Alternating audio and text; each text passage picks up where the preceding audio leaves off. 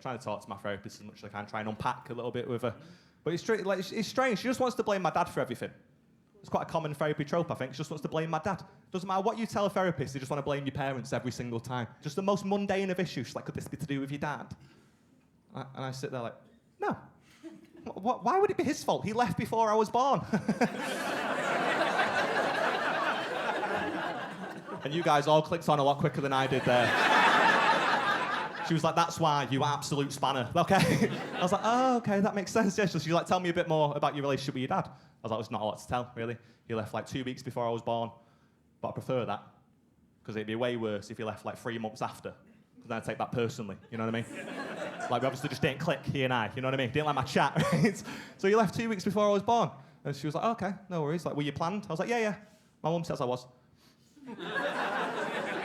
But I don't think by both of them. I think maybe she was into it, I don't think he was. I found out I was conceived in the back of a Ford Explorer. My mum told me, and I was like, why?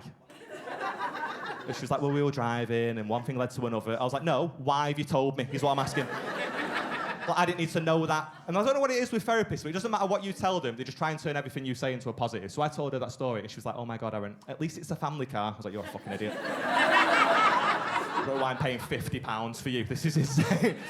But she wants to talk about it. She's like, do you ever really sort of think about your dad? I'm like, not really. Every year, actually, on New Year's Eve, I think about my dad. Think about him a lot then. She's like, okay, why do you think about him? I was like, well, I just want to know how his hairline's doing. That's all I really care about. Every year on New Year's Eve, I go on his Facebook, I scroll through the photos, his hairline goes back an inch, I have a panic attack, I close the app. That's a ritual, okay? Because I'm so scared of going bald, man. I'm absolutely terrified, because I already know what I look like bald. I was a bald child. My mum just used to shave my head. I was a bald 9-year-old child. Are you hearing this? Does that sound normal to any of you? I go into school, my friends be like, Aaron, are you dying? What's wrong with your head? I've got genuine school photos. It's my entire class with what appears to be a very small Patrick Stewart, okay? Horrible, man.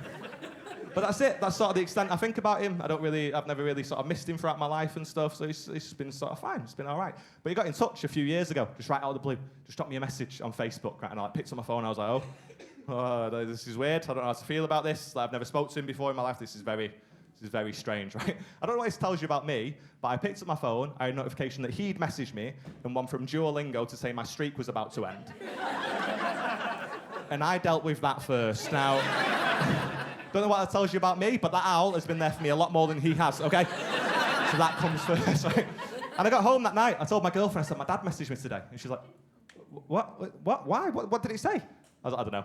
I don't know. I've not opened the message. I don't want the drama in my life. I don't want to open the message. Don't want to entertain it. And she goes, hang on. You keep me awake every night watching the drama happen outside the house. And then as soon as it's in your life, it involves you, you don't want to know it. I was like, yeah, you've nailed that. You're better than the therapist. Good for you.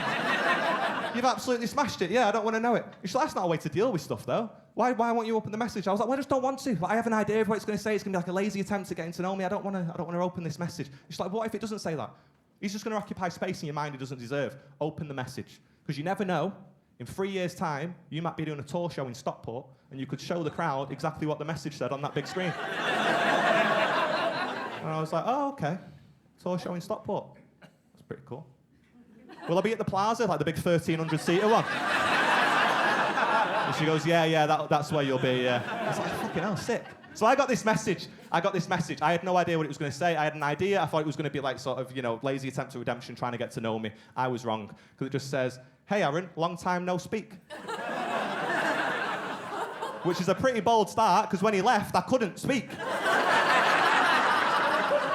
you know how angry I was? But it just says, I've seen you're a comic now, and I've watched your clips online. It's really funny stuff. I'm having a bit of a nightmare here, though, and I'm wondering if you can help me. I didn't think it would be this difficult, but I guess I'm just naive. Is there any chance you can get me Peter Kay tickets?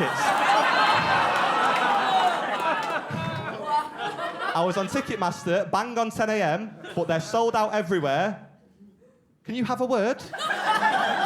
The absolute audacity of this man, okay? I got that message, I burst out laughing immediately. I don't know what pull he thinks I have within the comedy industry, but I could just message Peter Kay, okay? And also, not my ticket, it's Peter Kay's. Doesn't want mine. What would you say to that message, mate? You got a message, never spoke to your dad, what would you say? You don't know? Just tell him to fuck off, maybe, not respond. I'm not like you, man. I'm not like you. I thought long and hard about my response. I just put, sure, mate, I'm actually with him now. How many do you need?